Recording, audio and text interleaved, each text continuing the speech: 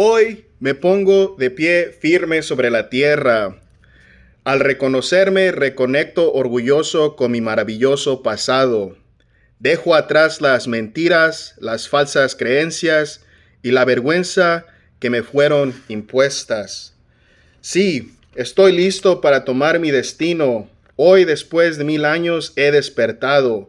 Soy espíritu tolteca que jamás fue conquistado. Hoy reconecto contigo, Anáhuac, nuestro verdadero grandioso y milenario origen, para que desde ahí, unido con mis hermanos toltecas, caminaremos erguidos en el presente y hacia el futuro que forjaremos. En mis manos tomo conocer y morar en la sagrada filosofía tolteca, tesoro de la humanidad que hoy regresa y devela su legado.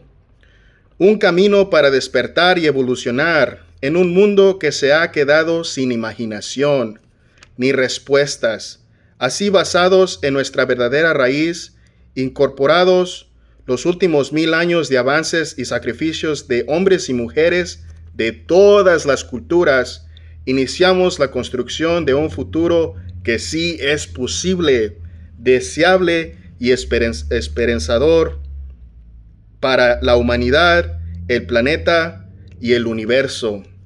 Soy sagrado, soy tolteca.